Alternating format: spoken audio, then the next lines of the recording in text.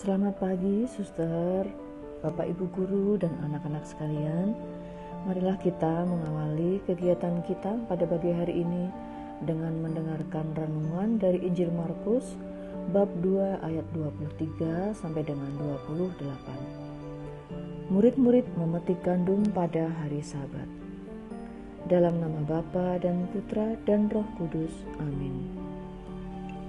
Pada suatu kali pada hari Sabat, Yesus berjalan di ladang gandum, dan sementara berjalan murid-muridnya memetik bulir gandum.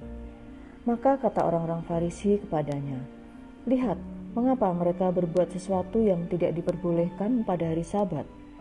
Jawabnya kepada mereka, "Belum pernahkah kamu baca apa yang dilakukan Daud ketika ia dan mereka yang mengikutinya kekurangan dan kelaparan? Bagaimana ia masuk ke dalam rumah Allah waktu Abiatar menjabat sebagai imam besar, lalu makan roti sajian itu yang tidak boleh dimakan kecuali oleh imam-imam dan memberinya juga kepada pengikut-pengikutnya." Lalu kata Yesus kepada mereka, "Hari Sabat diadakan untuk manusia dan bukan manusia untuk hari Sabat.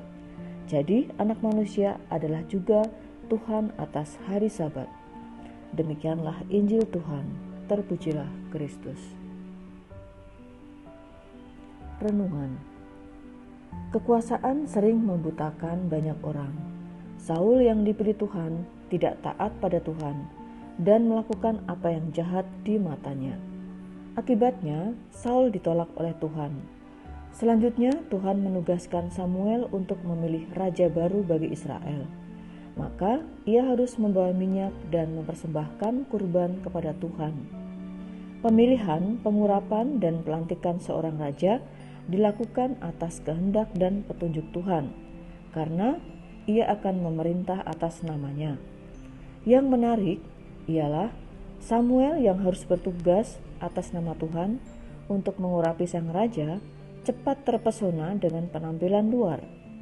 Namun bukan yang dilihat manusia, yang dilihat Tuhan.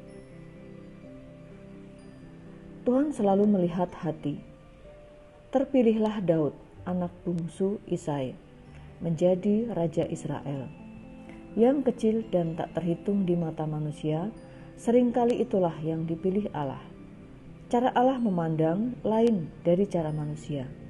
Yesus mengubah pandangan tentang hukum Sabat. Hari Sabat diadakan untuk manusia dan bukan manusia untuk hari Sabat. Hukum dibuat untuk keselamatan manusia dan bukan sebaliknya. Inti keberadaan manusia adalah hati, jiwa, dan rohnya yang menurun pada pikiran, perasaan, dan kehendaknya. Isi bagian dalam itulah yang memimpin badan manusia. Rawatlah jiwamu supaya badanmu elok. Marilah kita berdoa. Ya Tuhan, bantulah kami untuk merawat hati, jiwa, dan roh. Sebab itulah yang Engkau lihat. Di sana juga kebajikan ilahi-Mu merajai kami. Amin. Dalam nama Bapa dan Putra dan Roh Kudus.